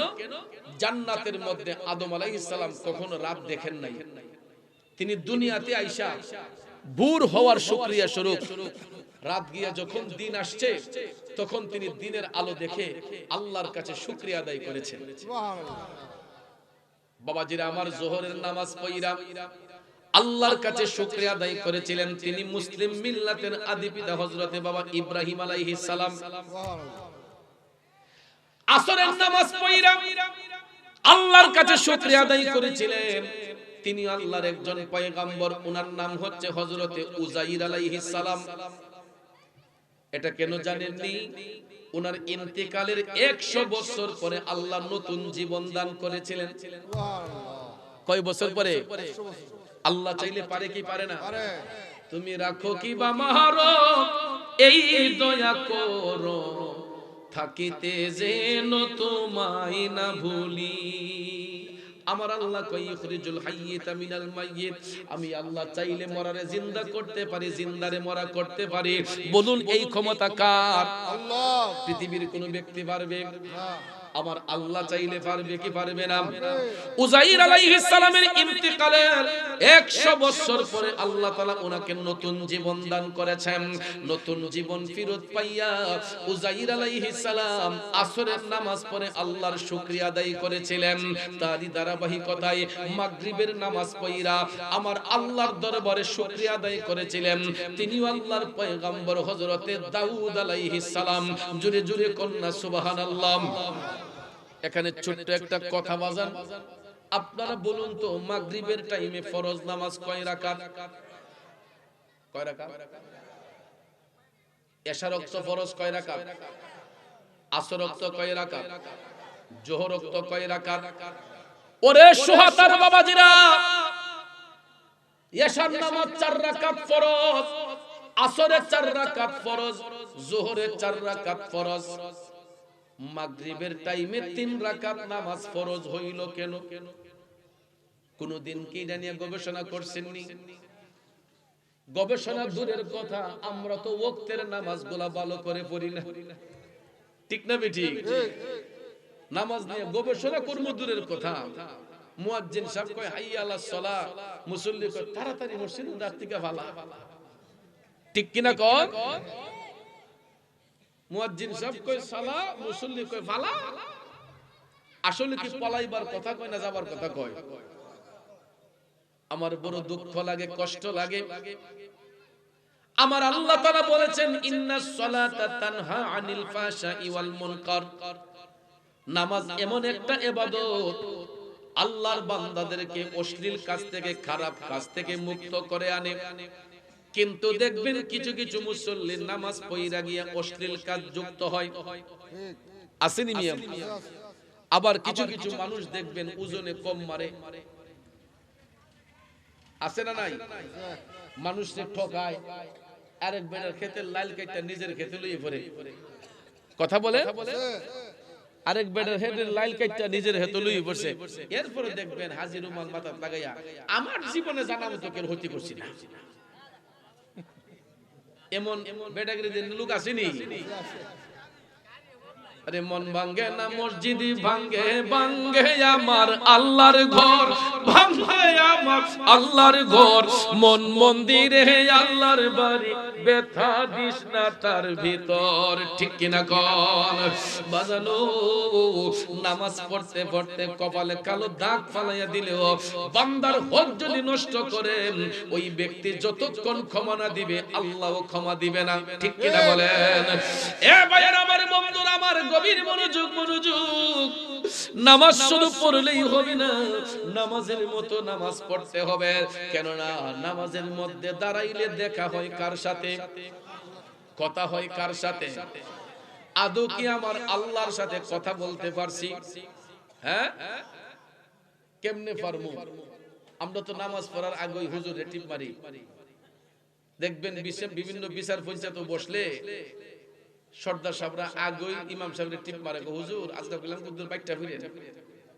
ঠিক না বেটি যদি নামাজে কেরাতটা একটু লম্বা হয় পরে দেখবেন হুজুর রেগিয়া ট্রেড মারে কয় কিতা আজকে কি পুরা কোরআন শরীফ পড়ে লইলে কোরআন শরীফ কাছে পুরোটাই বলুন নাকি এমন থ্রেড দেওয়া না লোক আসেনি এ নবীর প্রেমিকেরা সব কিছু নিয়ে ঠাট্টা মশকরা চলে না ইমাম শব্দের অর্থই হলো নেতা ইমাম শব্দের অর্থই হলো নেতা ইমাম সাহেব হুজুর যদি জ্ঞানী লোক হয়ে থাকেন ওই ভদ্রলোক ভালো করেই জানেন কোন ওয়াক্তের নামাজ লম্বা হবে কোন ওয়াক্তে কেরাত লম্বা হবে কোন ওয়াক্তে কেরাত শর্ট হবে ঠিক না বেঠিক ইমাম সাহেব যদি জ্ঞানী লোক হন উনি বুঝবে কেরাত কোন ওয়াক্তে লম্বা হবে কোন ওয়াক্তে শর্ট হবে কথা বলেন ঠিক না আমরা আলগা থেকে ইনজেকশন দিয়ে করে এই জন্য কবি কয় ওরে বাগানে বৃক্ষের সীমা নাই সকল বৃক্ষে আগর চন্দন মিলবে না রে ভাই ওরে আগর বইলা শেউরা গাছে কুড়াল খানি ভাঙ্গো না অজ্ঞানে কি চিনতে পারে আগরি সোনা বাইরে বাগানে পাখির সীমা নাই কাকের মুখে ময়নার বলি শুনছনি রে ভাই ওরে কাকো কালো কুকিল কালো আরো কালা ময়না অজ্ঞানী কি চিনতে পারে আকবরি সোনা বাজানো কিছু কিছু অজ্ঞ লোক আছে মূর্খ লোক আছে ইমামের সম্মান দিতে জানে না ঠিক না বেঠিক যদি জ্ঞানী লোক হইতো ইমাম সাহেবকে ইমাম সাহেবের মর্যাদায় রাখতো কিছু কিছু জায়গার মধ্যে নিলেও দেখবেন দোয়া করে দিলে হুজুর তাড়াতাড়ি সেরে লাগ শর্ট করে লাগ কথা কোন ঠিক না ঠিক তার মানে বোঝা যায় আমরা না পাইরা কোরআন পড়ে না পাইরা দোয়া করাই হ্যাঁ বোঝা যায় যে একটু না না করলে মুসলমানই চলে যাইবো গা এর লাগা হুজুর তাড়াতাড়ি সেরে লাগ নেতার বক্তব্য লম্বা হয় কিন্তু কোরআন তেলাওয়াত শর্ট করার আদেশ করা হয় এটা কোন নিয়ম না রে বাজান কোরআন শরীফ যতক্ষণ তেলাওয়াত করা হয় বুঝতে হবে মওলা পাকের সঙ্গে বান্দার কথাবার্তা চলতেছে নামাজ কোন ঠাট্টা মশকরার ইবাদত না নামাজ এমন একটা ইবাদত আল্লাহর বান্দাদেরকে অশ্লীল কাজ থেকে খারাপ কাজ থেকে মুক্ত করে আনে এই জন্য বাজান দাউদ আলাইহিস সালামের কথা বলেছিলাম কেন মাগরিবের টাইমে 3 রাকাত নামাজ ফরজ হইল মাগরিবের টাইমে দাউদ নবী কিন্তু 4 রাকাত নামাজের নিয়ত করেই দাঁড়িয়েছিলেন সুবহানাল্লাহ তিনি মাগরিবের টাইমে 4 রাকাত নামাজের নিয়ত করেই দাঁড়িয়েছিলেন কিন্তু বাজান তিনি নামাজের মধ্যে দাঁড়াইয়া তাওবার আয়াত তেলাওয়াত করেছিলেন তাওবার আয়াত তেলাওয়াত করেছিলেন কইরা যখন তিনি 1 রাকাত নামাজ 2 রাকাত নামাজ 3 রাকাত নামাজ কইরা উঠবেন এমন সময় আল্লাহ তাআলা কুদরতের জবান দিয়ে ডাক দিয়ে বলেন বন্ধু দাউদ তোমার তওবা কবুল হয়ে গেছে এবার উঠে যাও সুবহানাল্লাহ এ দাউদ তোমার তওবা আমি কবুল করে নিলাম এবার তুমি সালাম ফিরাইয়া নাও নামাজ শর্ট করে নাও আদেশ কার আল্লাহ নিয়ত করছিলেন কয় রাকাতের আমার আল্লাহ 3 রাকাত নামাজের ভিতরেই দাউদ নবীর তওবা কবুল করে নিয়েছেন। এই জন্য এটার হাকিকত হলো মাগরিবের টাইমে আখেরি ওয়াক্ত, এই সময়টা থাকে শর্ট, দিন চলে যায় রাত শুরু হয়, দিন চলে যায় রাত শুরু হয়। এই জন্য হয়তো আল্লাহ তাআলা বন্ধু দাউদ আলাইহিস সালামকে 3 রাকাত নামাজের ভিতরেই সালাম ফিরানোর আদেশ দিয়েছেন। আল্লাহু আলামু, আল্লাহই ভালো জানেন, ঠিক না ঠিক? কিন্তু তিনি যদিও 4 রাকাতের নিয়ত করেছিলেন, 3 রাকাত পড়ার পরে আল্লাহ তাআলা আদেশ দিলেন তুমি সালাম ফিরিয়ে নাও, তোমার তওবা আমি কবুল করে নিয়েছি।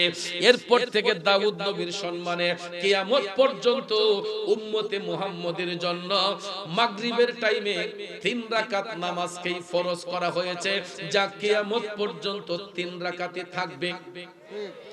কেউ বাড়াইতে পারবো, কমাইতে পারবে? 3 রাকাত মাগরিবের টাইমে ফরজ, এটা দাউদ নবীর সম্মানে আল্লাহ কবুল করে নিয়েছেন, যা শরীয়তে মুহাম্মদীতে উম্মতে মুহাম্মদের জন্য কিয়ামত পর্যন্ত এটা 3 রাকাত পড়া ফরজ হবে। সুবহানাল্লাহ কোন। এরপরে আমার ভাইয়েরা, এশারের নামাজ পড়া গোটা জাহানের পক্ষ হতে আল্লাহর দরবারে শুকরিয়া আদায় করেছিলেন যিনি আল্লাহর হাবিব রাহমাতাল লিল আলামিন নবী মুহাম্মদুর রাসূলুল্লাহ সাল্লাল্লাহু আলাইহি ওয়াসাল্লাম। জুরে কন্না সুবহানাল্লাহ। গোটা জাহানের জন্য আল্লাহর কাছে শুকরিয়া আদায় করেছিলেন, জাহানের পক্ষ থেকে দয়াল নবী আল্লাহর কাছে এশারের নামাজ পড়ে। সুবহানাল্লাহ কম। এই হলো নবীদের 5 ওয়াক্ত নামাজ পড়ার বিবরণ। কিন্তু তাদের জন্য 5 ওয়াক্ত নামাজ এক সিরিয়ালে পড়া শর্ত ছিল না, অন্য কোন নবীর উম্মতের জন্য শর্ত না, একমাত্র উম্মতে মুহাম্মদের জন্য 5 ওয়াক্ত নামাজ পড়া শর্ত। আর আমার নবীর জন্য 6 ওয়াক্ত নামাজ শর্ত। কয় ওয়াক্ত? নবীর জন্য 6 ওয়াক্ত, আর উম্মতে মুহাম্মদের জন্য 5 ওয়াক্ত। বাজানো আমাদের জন্য ফজর, জোহর, আসর, মাগরিব, এশা। এই জন্য দেখবেন আমাদের পাড়া মহল্লার মসজিদে আজান হয় কয়বার, কিন্তু মক্কা শরীফ মদিনা শরীফে আজান হয় কয়বার? 5 বার না 6 বার? মক্কা শরীফ মদিনা শরীফের মধ্যে আজান হয় 6 বার। এখন প্রশ্ন হলো মক্কা মদিনাতে 6 বার আজান কেন? এটা আমার নবীর সম্মানে, কারণ নবী এখনো নামাজ পড়েন। শুধু আমাদের নবী না, আল আম্বিয়াউ আহইয়াউন, সমস্ত নবীগণ জিন্দা, ফি কুবুরিহিম, আপন আপন রওজা পাকে ইউসাল্লুন, তারা নির্দিষ্ট টাইমে সালাত আদায় করেন। সুবহানাল্লাহ। এটা মুজারের সেগা। বহু বছর ভাইয়ের আমার, নবীগণ নামাজ পড়তেছেন, পড়বেন, পড়তে থাকিবেন কিয়ামতের আগ পর্যন্ত। আমার নবী মরানা জিন্দা।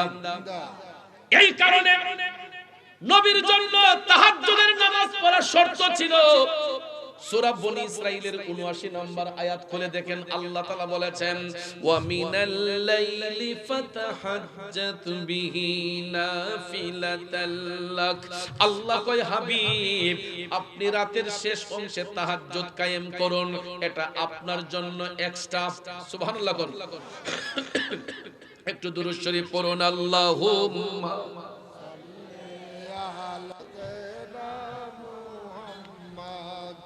আল্লাহুম্মা সাল্লি আলা সাইয়্যিদিনা আদনা বিয়ানা লানা মুহাম্মাদ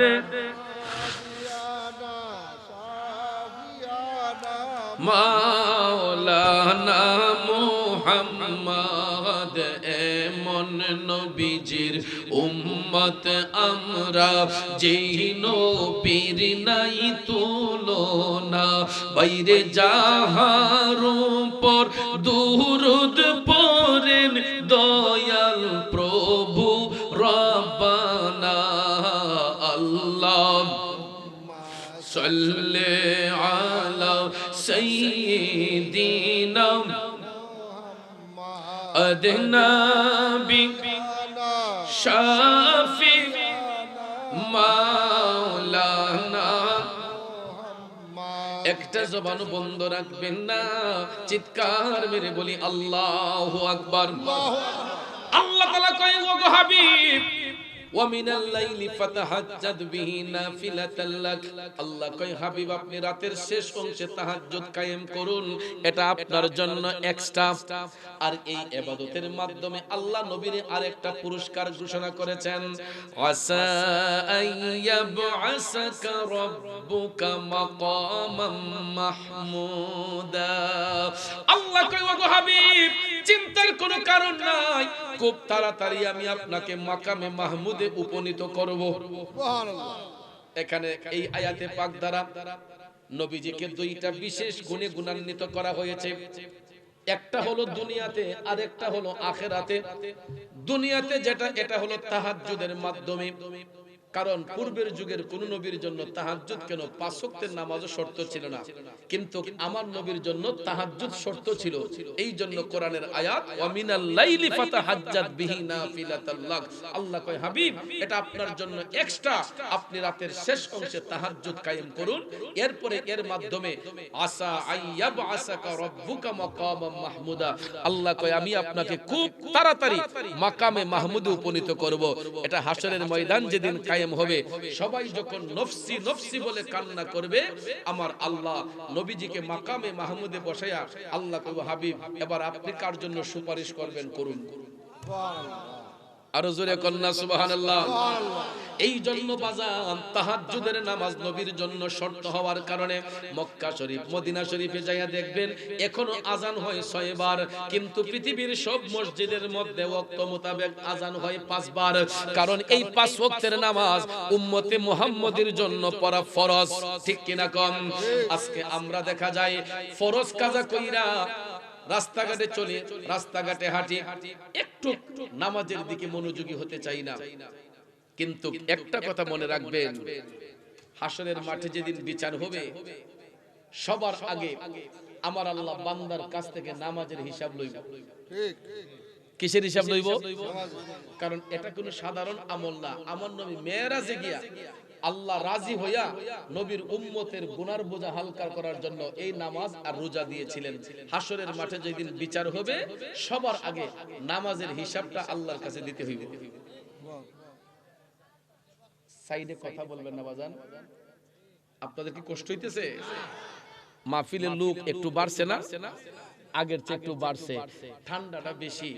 এরপরে যে এই মানুষটি আইছে মনে করবেন যে কয়েক হাজার মানুষ আইছে, নাইলে এই কম্বলের নিচ থেকে বেড়ে উঠতে চায় না। কথা বলেন ঠিক না বেঠিক? ঠান্ডা বেশি দিকা এমন লোক আছে গোসলই করে না, আসেনি মিয়া? ঠান্ডারে ডরান আর আল্লাহরে ডরান না। যিনি ঠান্ডা পাঠাইছে ওই মালিককে তো ডরাইতে হবে। কথা কোন ঠিক না বেঠিক? বেশি সময় কথা বলবো না, একটু সময় মনোযোগ।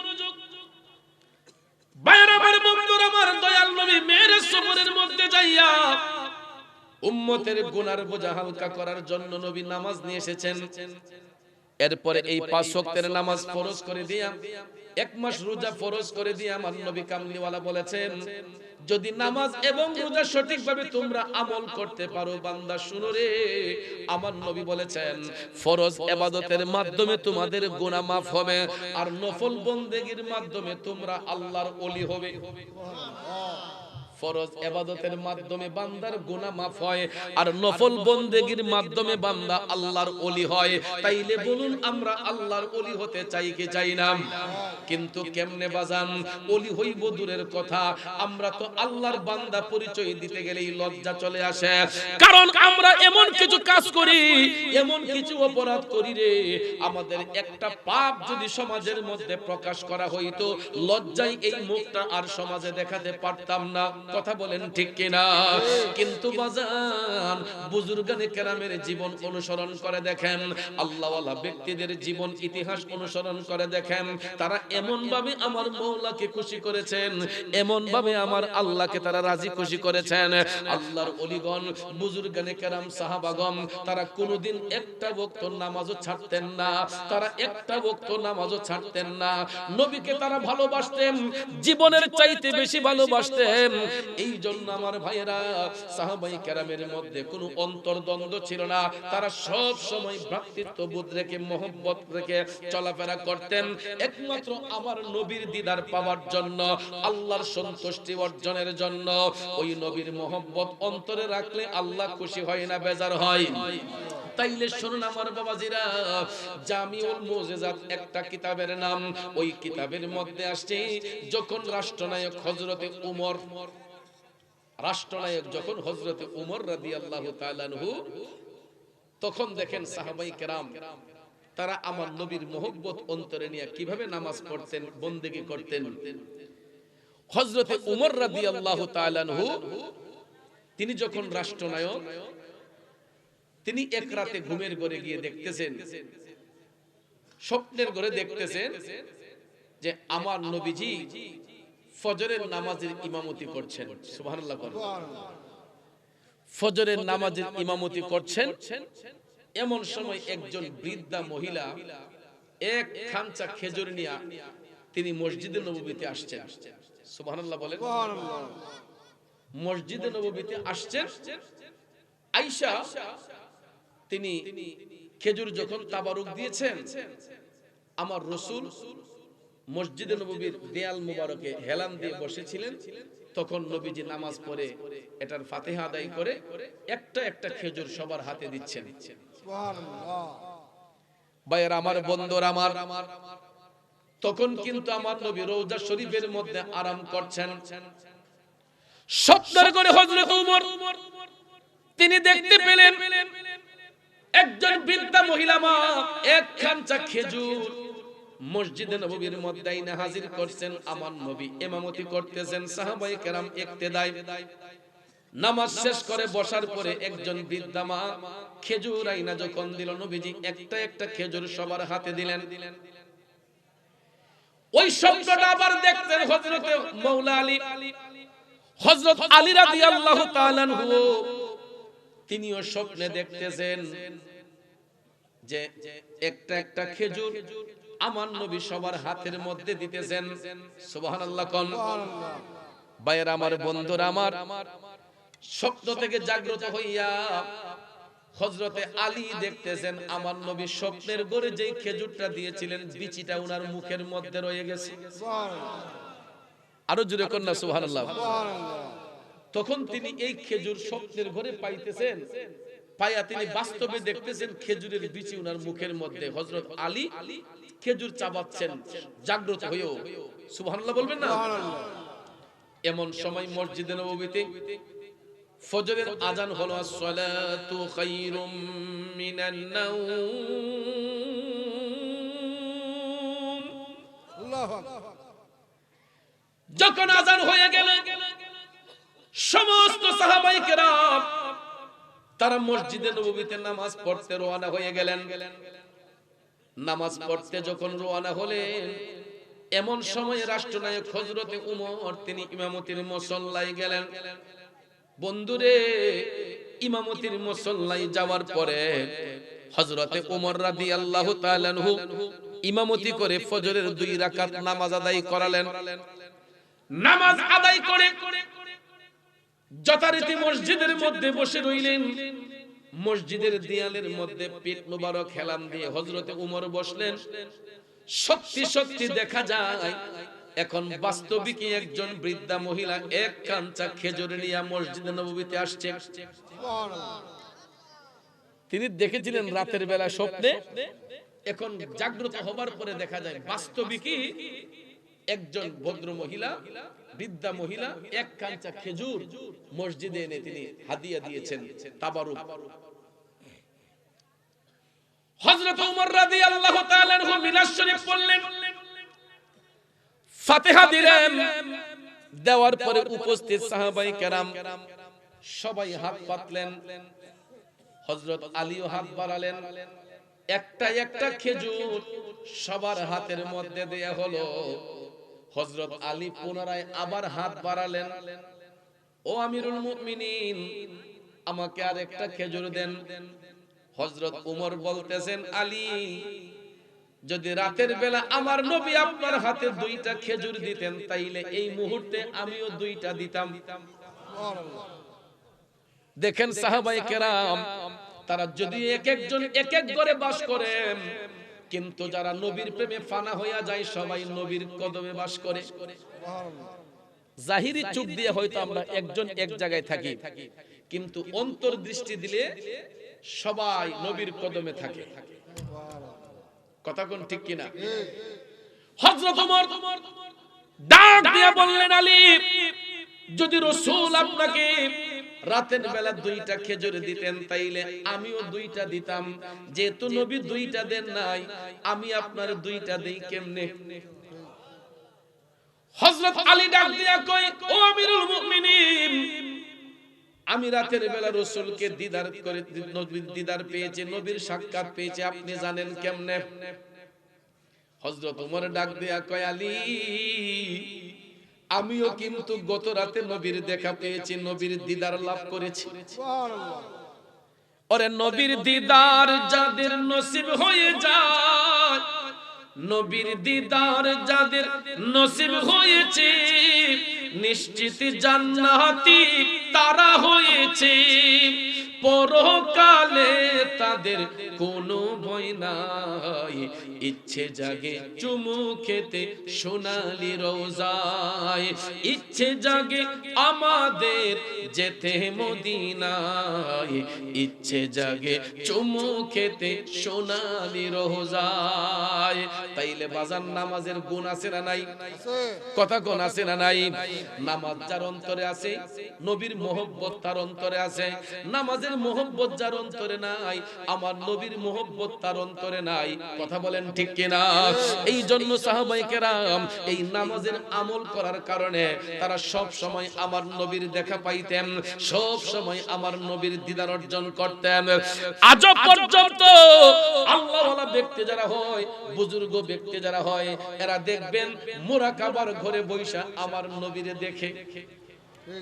আর নাইলে আমরা যে পাপ করি, অপরাধ করি, আমাদের পাপের কারণে এই জমিনটা কবি ধ্বংস হইয়া যাইত। একমাত্র বুজুর্গ ব্যক্তি বলা এখনো জমিনে আছেন বিদায় আল্লাহ পাক আমাদের হাজারটা অপরাধকে ঢেকে রাখেন। কথা বলেন ঠিক না? তাইলে বাজান চিন্তা করেন, এই রজবের চাঁদ, আমার নবী রজবের চাঁদ উঠলেই আল্লাহর কাছে দোয়া করতেন, আল্লাহুম্মা বারিক লানা ফি রজব ওয়া শাবান ওয়া বাল্লিগনা ইলা রমাদান। নবীজি বলতেন যে আল্লাহ, রজব এবং শাবান মাসের কল্যাণ দান করো, রমজান পর্যন্ত আমাদেরকে পৌঁছে দিও। তাইলে এই 3টা মাস অন্তর অন্তর মাস। রজব মাস আসলেই রমজানের গন্ধ চলে আসে। কথা বলেন, রমজান রজব মাস আসলেই রমজানের গন্ধ চলে আসে। এই 3টা মাস অন্তর অন্তর মাস। রজব আল্লাহর মাস, শাবান নবীর মাস। নবীজি শাবান মাসকে কেন নিজের মাস বললেন? কারণ শাবান মাসে এমন একটা রাত আছে যেই রাতটাকে বলা হয় লাইলাতুল বারাআত, ভাগ্যের রজনী। আমার নবী, আমার আল্লাহ এই রাতে ভাগ্যের ফয়সালা করেন, রিজিকের ফয়সালা করেন। এই জন্য নবীজি এটা নিজের মাস বলছেন, যাতে আল্লাহ তাআলা নবীর উম্মতের নেকি বাড়াইয়া দেয়। সুবহানাল্লাহ। আমাদের নেক বাড়াইবার জন্য নবীজি এই মাসকে বাইছা নিছেন। আর রমজান হলো নবীর উম্মতের মাস। এই জন্য নবী বলছেন, রমজান মাসে নফল ইবাদত করলে ফরজের সওয়াব, ফরজ ইবাদত করলে 70 গুণ বাড়াইয়া সওয়াব। সুবহানাল্লাহ কইতেন। সুবহানাল্লাহ। তাইলে বাজান এই রজব মাস আসা মানে কি? রমজানের গন্ধ আমাদের চলে আসছে। এখন আমরা সুন্দর করে আগে ভাগেই এই ডেকোরেশনের পর্দা মর্দা বানাইয়া এই হোটেলের মাঝে পর্দা দিলাম লাগবো নাকি? মানুষের দিনের বেলা খাওয়াবে লাগা, হ্যাঁ? কত সুন্দর দেখেন, মানুষের শরম থেকে বাঁচবার লাগা রমজান মাসের দিনের বেলায় হোটেলের মাঝে পর্দা দিয়া এটার ভিতরে ধুমা এমন ভাবে ছাড়তাছে, পুরাটা দুহার কালো হয়ে গেছে। কথা কোন ঠিক না বেটি? এরা বলে গ্যাস্ট্রিক, তারা বলে ডায়াবেটিস, অনেকে কয় হুজুর মাটি কাম করে রাখতে পারি না। এরকম অজুহাত দিয়ে যারা রোজা কাজা করবে, আল্লাহর আদালত থেকে কি বাঁচতে পারবে? কথা কোন পারবে? আপনি গ্যাস্ট্রিককে ডরাইতেছেন, আলসারকে ডরাইতেছেন, ক্যান্সারকে ডরাইতেছেন। গ্যাস্ট্রিক, আলসার, ক্যান্সার যিনি দিয়েছেন তিনি কে? আল্লাহ। তাহলে ওই মালিককে একটু ডরাইলে গ্যাস্ট্রিক থাকবো?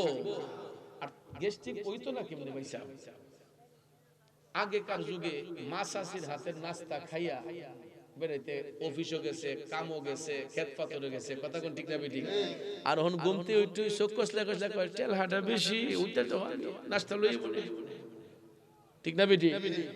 এবিডি চা নামাজ কান পড়তো ফজরের, আমরা চাচাই বিডির আরাম দিয়া ওই তুমি উঠতে দেখো আমি মসজিদে আবার সময় নাস্তা লই,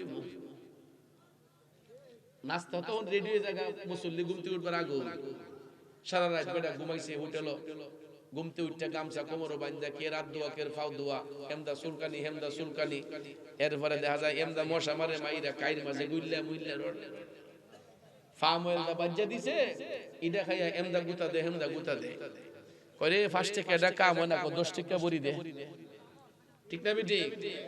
বড়ির নামও কোন লাগে না, তো গ্যাস্ট্রিক ফাস্টিক কাটা না 10 টাকা দে, 10,000 টাকা বড়ি খাইলেও আল্লাহ যদি না চায় বাঁচার কোন কুদরত আছে? কথা বলেন আছে? তাইলে বাজান গ্যাস্ট্রিক আলসার এগুলো হবে না যদি আমরা আমাদের ঈমান আকীদাটাকে মজবুত করে ফেলি। এই রমজান আসার আগে যদি নিজেকে শুদ্ধ করতে না পারি, আমাদের মতো পুরা কপাইল্লা আর কেউ আছে বলেন? আমাদের মতো পুরা কপাইল্লার কেউ নাই। রাসূল বলেছেন যে মাহে রজব শাবান পাওয়ার পর, রমজান পাওয়ার পর যেই ব্যক্তি তার নিজেকে শুধরাতে পারলো না, তার মতো কমবখ্ত এই পৃথিবীতে আর কেউ নাই। এই জন্য বাজান মাহফিল সারা রাত শুনে লাভ কি? কথার মতো কথা যদি একটা কথার উপর আমল করি তাইলে আমাদের মাহফিল সাকসেস হয়ে যাবে। কথা বলেন ঠিক কিনা? এই জন্য বাপ বালাজার ফুত বালা তার মা বালা তার জি, গাই বালো তার বাছুর বালো, দুধ বালো তার ঘি। গাছের গোড়া যদি ভালো হয় ফলটা সুন্দর হয়, গোড়ায় যদি সমস্যা হয় ফল সুন্দর হবে না। বাবা যদি নামাজি হয় ছেলে নামাজি হবে, মা যদি আমলি হয় মেয়েটা চরিত্রবান হবে, ঠিক না বেটি? এই জন্য নিজে নামাজ পড়বেন, পরিবারকে নামাজের শিক্ষা দিবেন, নিজে নামাজ পড়বেন, নিজের সন্তানকে সাথে নিয়ে মসজিদে যাবেন, তাইলে দেখবেন আমাদের পরিবেশ, পরিবার, সমাজ সুন্দর হবে। কথা বলেন ঠিক না? কিন্তু এখনকার যুগে ছেলে মেয়েরা মুরব্বীদেরকে মানে না, রাস্তাঘাটে হাঁটতেছে মুরব্বী যাইতেছে, এরপরও সিগারেট দুমাটা ফাললে মুরব্বীর মুখ ছেড়ে দেয়।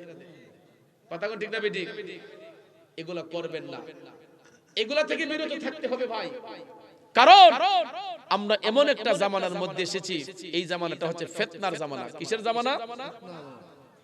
আমার নবী কামলিওয়ালা বলছেন এই ফিতনার জামানায় আমার উম্মতের ঈমান রক্ষাটা এত কঠিন হয়ে যাবে, এক হাতে জ্বলন্ত আংরা রাখা যেমন কঠিন হবে, এর চাইতে ভয়াবহ কঠিন হয়ে যাবে আমার উম্মতের ঈমান রক্ষা করে চলা।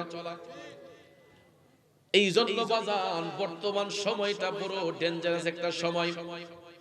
আমাদেরকে গুমরাহির দিকে নেওয়ার জন্য, পথভ্রষ্ট করার জন্য আমাদের মতো কিছু হুজুর আছে, দেখবেন আপনাদের কাইসা বলবে মিলাদ কিয়াম লাগবে না, নবী নূরের নবী নাম, কবর জিয়ারত করা লাগবে না, কুলখানি করা লাগবে না, বলেনি? মৃত ব্যক্তির উদ্দেশ্যে খাওয়ান করা যাবে না, বেদাত। এ মোল্লা তুমি কোন ফতোয়াতে পাইলা বেদাত? কোন কিতাবে পাইলা মোল্লা তুমি বেদাত? আমার বাবা মারা গিয়েছে, মা মারা গিয়েছে, আমি আমার মার আত্মার শান্তির জন্য একটা কুলখানি করব, একটা খাওয়ান করব। গরু জবাই করলে কি মা বাবার নামে হয় না আল্লাহর নামে হয়? যদি আমার মা বাবার স্মরণে করি, কিন্তু পশুর গলায় যখন ছুরি চালানো হয় বিসমিল্লাহি আল্লাহু আকবার, কথা কোন ঠিক না বেটি? হালাল প্রাণীগুলো আমাদের জন্য খাওয়া জায়েজ, কথা কোন ঠিক কিনা? এগুলা খাওয়ার অনুষ্ঠান করলে কবরবাসীর কবরের আযাব হালকা হয়। হয়তো না নিজেও খাইতো না, আমরারে খাওয়াইতো না। আইয়া ফতোয়া দিয়ে কয় মানুষ মারা গেলে বলে খাওয়ান করা বলে বিদআত, শবে বরাত বলে বিদআত, শবে মরাজ বলে বিদআত। এইরকম ভাবে বিদআত কইতে কইতে সে নিজে যে বিদআত হয়ে গেছে এইটা কইতারে না, এগুলা কইতে কইতে তার যে দাঁত নাই এটা কইতারে না। সাবধান, এই সমস্ত ভাইরাস আক্রান্ত লোকদের থেকে সবসময় দূরে থাকবেন। এগুলা সমাজের কলঙ্ক, এগুলা সমাজ নষ্ট করে, কথা কোন ঠিক না বেটি? আপনি দেখবেন বিদেশি কম্বলটি কিন্তু নষ্ট করে আনাটে আর উন্দুরে। আপনারা বাতারি করেন নাকি? বিদেশি কম্বলটি রাখলে পরে গিরজ যখন ঘুমাই জায়গা তখন দেখবেন তার রাজত্বটা শুরু হয়। আস্তে আস্তে সিফা দাগে বাচ্চারাও যে চালাক, বাতারিও খুব চালাক, এটি কিন্তু সামনে দা কাটে না, কম্বলের পিছন দিকে কাটটা এটা ভিতরে গিয়া বাসা বানায়। কথা কোন ঠিক না ঠিক? বাসা বানায় দেখবেন কম্বল রে কাটটা জোর জোরে করে লাইছে। এই যে মাঘ মাসে এখন শীতের সময় কম্বলের প্রয়োজন হইছে, গৃহস্থী সেন কুল্লা টান দিছে, দেখে খালি উল পরে, পুরা কম্বল শেষ।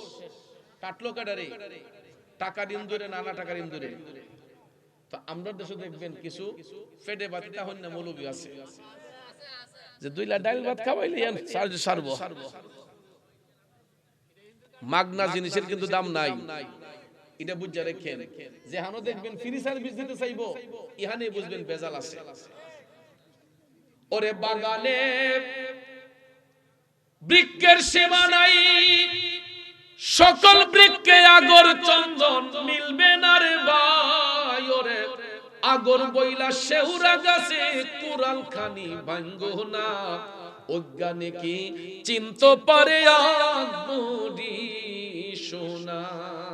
ওমর বাজানরা বি কেয়ারফুল, ওই সমস্ত বেঈমান মুনাফিক থেকে সব সময় সতর্ক থাইকা ঈমান আকীদাকে মজবুত করতে হলে আল্লাহকে ভালোবাসেন, নবীকে ভালোবাসেন, আল্লাহর ওলিদের সোহবতে যান, আল্লাহর ওলিদের নিসবতে যান, তাইলে দেখবেন ঈমান আকীদা মজবুত হবে, আমাদের চরিত্র সুন্দর হবে, আমাদের পরিবার সুন্দর হবে। কথা বলেন ঠিক কিনা? আমার নবী মেরাজ সফরের মধ্যে যাইয়া উম্মতের জন্য নামাজ রোজা নিয়ে আসছেন, তাইলে বলুন ওই নামাজ কি নামাজের মতো পড়ব নাকি মানুষের দেখাইবার জন্য? নামাজ নামাজের মতো পড়ব, আল্লাহকে রাজি খুশি করার জন্য। তাইলে বাজান যেই পথে বুজুর্গানে কেরাম চলেছেন, সাহাবাগণ চলেছেন, তবে ইনগণ চলেছেন, তবে তাবিন, আইম্মায়ে মুজতাহিদিন, ওলি আব্দুল গাউস কুতুব এখন পর্যন্ত যারা হচ্ছেন, তারা যেই পথে চলেছেন, আমরা তাদের পথে চলতে চাই কি চাই না? ঈমানের পথে অবিচল থেকে আমার মরণ যেন হয়, ঈমানের পথে অবিচল থেকে আমার মরণ যেন হয়। ঠিক কিনা বলুন? আমার মা বোন যারা শুনছেন গো, ও পর্দানিশীল মা বোনরা, আপনাদের উদ্দেশ্য বিনয় করে বলে যাই, জীবনে তো বহু রঙের গোড়া দৌড়াইছেন, জীবনে বহু তামাশা করছেন গো মা, এখনো সময় আছে আমার মা বোনরা।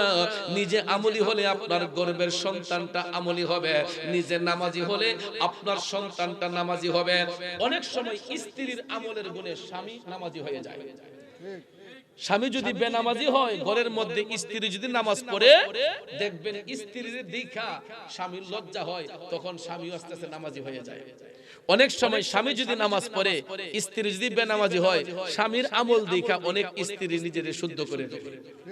এটার নামে জিন্দেগি। এই জন্য ভাইয়ের আমার, এই জিন্দেগির মধ্যে আমরা বন্দেগি করতে হবে। কথা কোন ঠিক না ঠিক? এই জিন্দেগির মধ্যেই আল্লাহর বন্দেগি কইরা জীবনটারে কাটাইতে হইব। তো যাক, আমার মায়ার মানুষ এই সোহাতা গ্রামে অনেকেই ছিলেন, আজকে আমাদের থেকে অনেকেই দুনিয়া ছেড়ে চলে গেছেন। বিশেষ করে এখানে অনেক মুরব্বিয়ানে কেরাম যাদেরকে আজ থেকে 15-20 বছর আগেও দেখেছিলাম একটু তরতাজা সুন্দর করে চলাফেরা করেন, এই বছর আইসা দেখতেছি যে অনেকের শরীরটা বার্ধক্যজনিত কারণে দুর্বল হয়ে গেছে। আমাদের আজকের যিনি সভাপতি সাহেব, তিনিও অসুস্থতার কারণে আসতে পারেন নাই। আমাদের সহসভাপতি বীর মুক্তিযোদ্ধা হাজী গোলাপ খান সাহেব, তিনিও বার্ধক্যজনিত কারণে শারীরিক অসুস্থই, একটু আগে আইসা দেখা করে গেছেন। আমার কিন্তু এই নামটা সোহাতার মাঝে, এই গোলাপ খান নামটা আমার খুব পরিচিত। আজ থেকে মনে হয় 15 বছর আগে এই নাম মুখে আসছিল, এখন পর্যন্ত এই নাম আমার কাছে মুখস্থ আছে। দেখে আমি চিনে ফেলছি। দোয়া করবেন আল্লাহ যেন পরিপূর্ণ শেফা দান করে। বিশেষ করে যিনি আমাকে দাওয়াত করেছেন, আমার নয়ন ভাই, সর্বক্ষণ যোগাযোগ রেখেছেন। তো ভাইয়ার আমার, বন্ধুরা আমার, আমিও বলেছি যে ভাই আপনি চিন্তা করবেন না, আমি 10টার ভিতরে মাহফিলে এসে পৌঁছবো। কারণ বক্তা মানুষ তো একটু আগে গেলে ওই পোলাপানে ছবি তুলো, এই তুলো, সেই তুলো, এরপরে বিভিন্ন কথাবার্তা প্রতিদিন মাহফিল কইরা এই এত একটু আগে গেলে এই বিভিন্ন কথাবার্তা বইলে আরো সময় চলে যায়। এই জন্য একটু রিল্যাক্সে থাকা যায় আলগা থাকলে, যেই কারণে আমি টাইম মতো আইসা মাহফিলে পৌঁছেছি। তো আপনাদের কি কোনো কষ্ট হইছে? আমি কিন্তু সব সময় আমি আমার ওয়াদা রক্ষা করে চলি। যেখানে যেই টাইম দেই আমি চেষ্টা করি আমার টাইমের ভিতরে চলে যাওয়ার জন্য। তো ইনশাআল্লাহ আজকে আমি বলেছি যে 10টার ভিতরে ভিতরে এসে মাইক নেব ইনশাআল্লাহ। আল্লাহ পাক আমাকে 10টার ভিতরেই আপনাদের মধ্যে এনে হাজির করাইছে। এই জন্য আল্লাহর শুকরিয়া আদায় করি, আপনাদেরও শুকরিয়া আদায় করি যে আপনারা এই রাত পর্যন্ত নবীর বাগানে বসে আছেন। তো অনেক মা বোনদের আবদার, আমার ভাইদের আবদার, একটু জিকির করার জন্য করবেন না আপনারা? তো রাত যেহেতু 12টা হয়ে গেছে, আসুন আমরা নবীজিকে সালাম দিয়া কিয়ামে মুস্তাফা করে তারপর ইনশাআল্লাহ আমরা একটু জিকির করব, আর কয়েকটি শান বলবো, তারপর ইনশাআল্লাহ দোয়া কইরা তাবারুক খাইয়া গিয়া কম্বল নিয়া ঘুমাইয়া একটা মাইশ ফজরের নামাজ পড়তাম না। হ্যাঁ, নামাজ পড়ব না ছাড়বো? সকালে হুজুরের থেকে নাম্বারটা লয়ে যাইমু, হুজুরের কাছ থেকে জানবো যে হুজুর মুসল্লি বাড়ছে না কমছে, এরপরে বুঝা দেব ইন্টারভিউ দেন না বিলাটি কেমন। আল্লাহ কবুল করুক, আমিন কোন। ফেরেশতোं की सलामी देने वाले फौज पर थी सैयदा। আমাদের ইউটিউব চ্যানেলটি সাবস্ক্রাইব করে আমাদের সাথে থেকে পাবেন বিভিন্ন সুন্নি পীর মাশায়েখদের ওয়াজ ও গজল। আমাদের ভিডিওটি ভালো লাগলে লাইক, কমেন্ট এবং ইসলামের ও সুন্নিয়তের প্রচারের স্বার্থে বেশি বেশি শেয়ার করুন। ধন্যবাদ।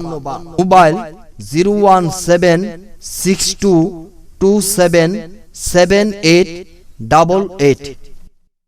এছাড়াও আমাদের এখানে ওয়াজ মাহফিল, বিয়ে, গায়ে হলুদ, সেমিনার, যে কোনো অনুষ্ঠানে স্টেজ সাজানো সহ যে কোনো অনুষ্ঠানের ভিডিও কাজ করা হয়।